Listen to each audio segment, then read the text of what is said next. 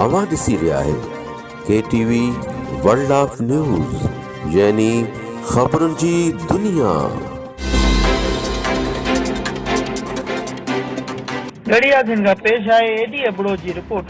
गड़ियासिन भरसां ॻोठ बेगो खान शहर जे रहवासियुनि जो क़तल थियल नौजवान मंठार शहर जा कातिल गिरफ़्तार न थियण ख़िलाफ़ दीदार शहर, सिराज शहर ऐं दिलदार शहर जे अॻुवाणीअ में वारसनि ऐं मासूम ॿारनि जो एहतिजाज। केस में नामज़द जवाबदार धमकाए रहिया आहिनि। ॻोठ खां ॿाहिरि वञी कोन था सघूं, जान खे ख़तरो आहे।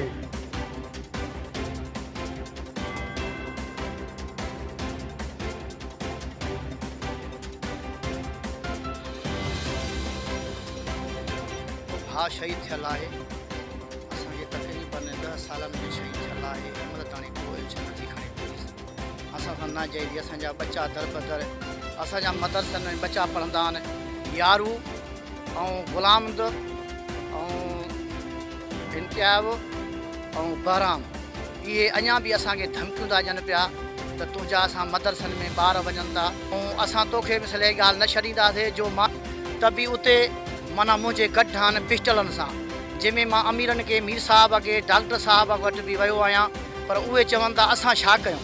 जंहिंमें मुंहिंजी को बि माना को मदद नथो करे। मुंहिंजी अपील आहे, गुंजाइश आहे, ख़ुदा लॻे मुंहिंजी मदद थी वञे ऐं मुंहिंजे भाउ जा जेके कातिल आहिनि उहे गिरफ़्तार थिया वञनि त असां इहो हलंदो पियो।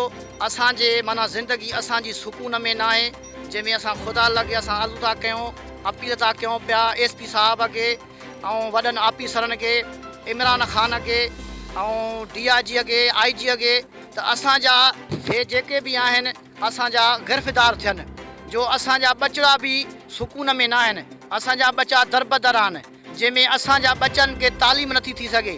ख़ुदा लॻे असांजी मदद थिए ऐं असांजी जेकी बि आहे असांजी ख़ुदा लॻे अपील आहे सॼनि बालनि ऑफिसरनि खे, सॼनि खे आहे, जंहिंमें असांजी ख़ुदा लॻे असांजी मदद कई वञे, असांजा गिरफ़्तार थिया वञनि। साईं असांजो 10 साल आहे। मामू आहे मुंहिंजो मंठार, यार मोहम्मद, बहराम, ग़ुलाम हैदर, इम्तियाज़, इहे 4 ई ग्रुप जा रहियल आहिनि। असां लाइ कंहिं बि वतन में नथा ॾियनि। 10 साल ॻाल्हायो था, जाते वञूं था असां लाइ माना